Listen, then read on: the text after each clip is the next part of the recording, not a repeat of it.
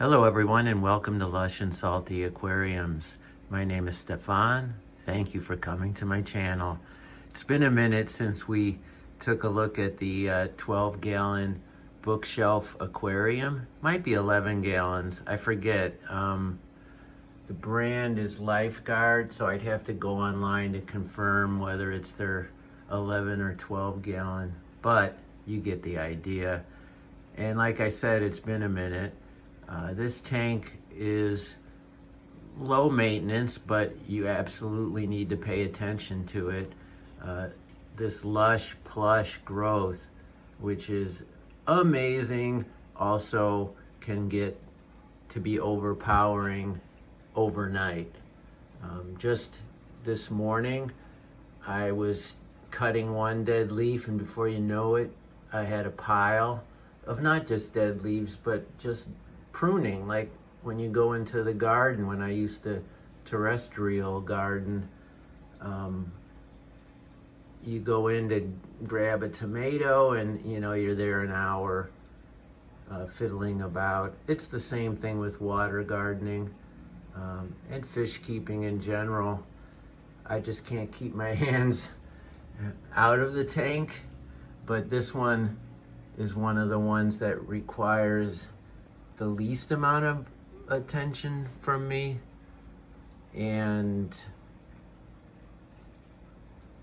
I think it's stunning. I love it. It's super organic. It's one of my most natural nature aquariums. It reminds me of some of the fish tanks that I look at when I watch your channels, like Alex's tanks on Fishery, some of the new aquariums in Lou's fish room at Father Fish. This is probably the aquarium that's most like those.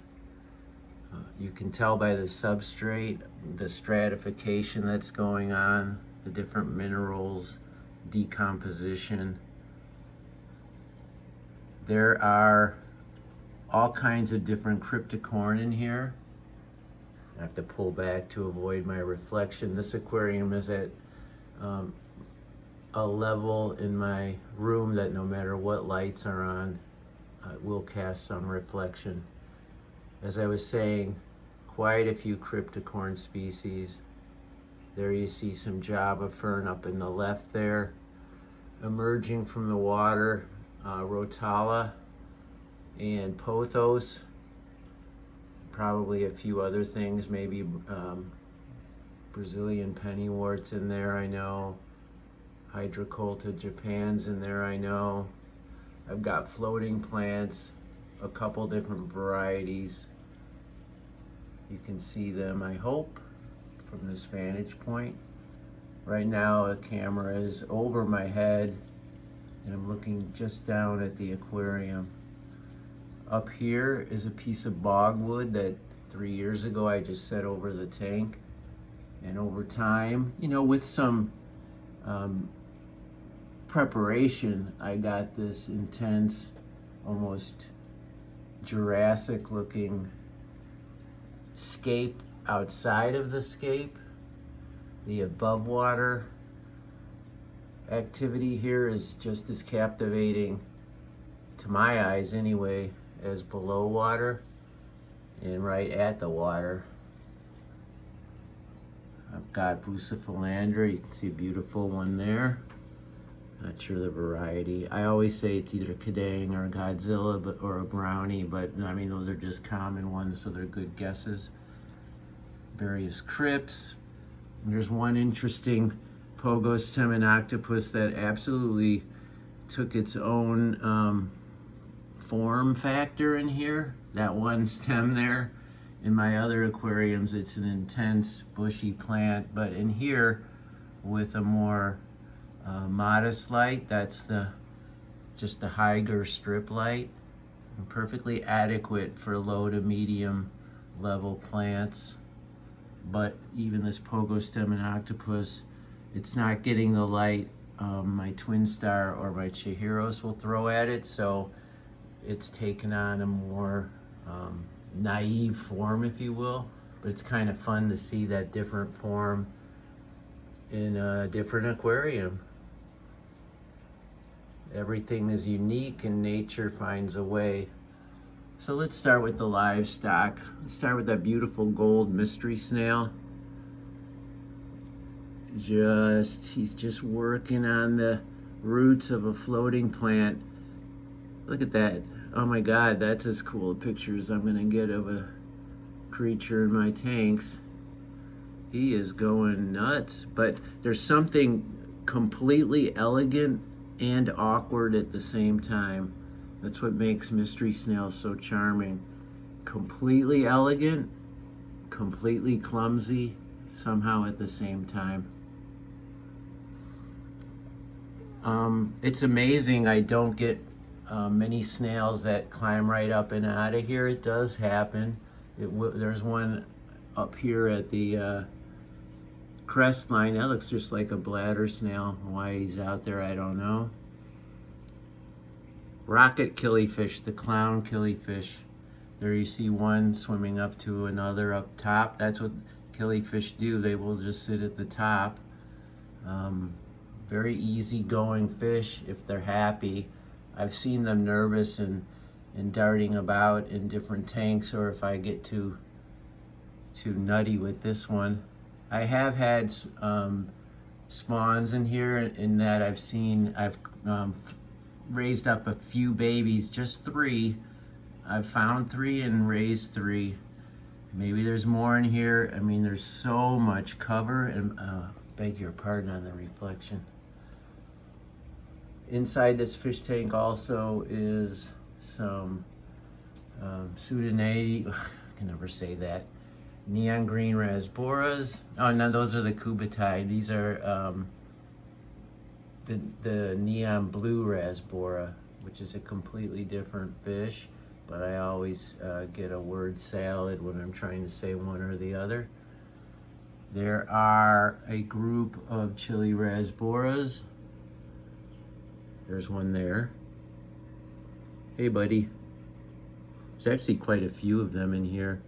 And there's a plethora of Neocaridina shrimp. There's a nice looking cherry, a couple clown killies or rocket killies. And speak of the devil, he's on top of that one oddball Pogostemon octopus. If you work along the bottom, you will see all kinds of Neocaridina if I work my camera along. Sometimes there's quite a few. A lot of them down there tend to be the ones that have reverted to the wild color form, or some sort of permutation, like that guy there. Kind of looks like a little bit of a really shrimp sitting there on that Anubias, and there's quite a bit of the Anubias in here as well.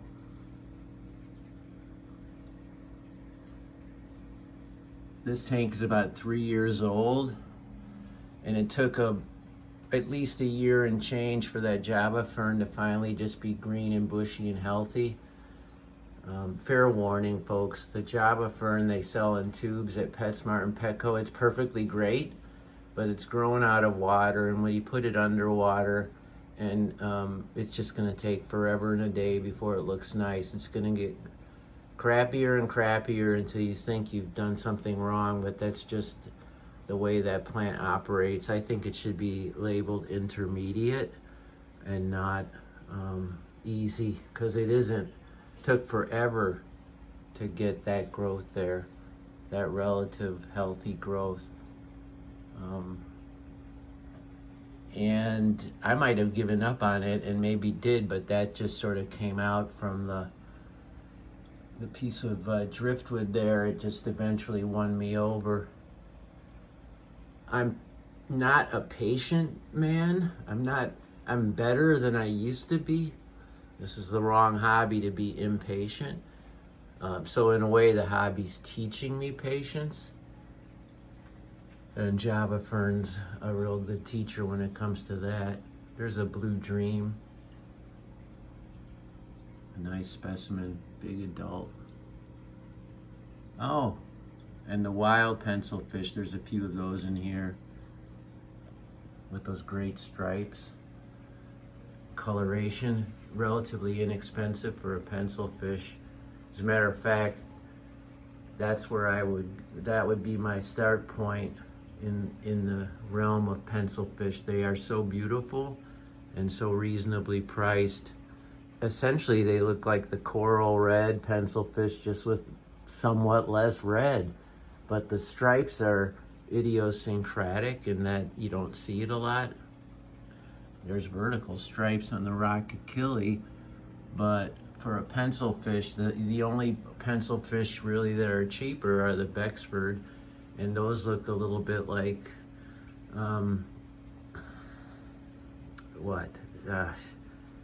they can be fairly drab. I know there's a fish I'm thinking of, a cherry barb, yeah. They look like female cherry barbs, sort of dull brown.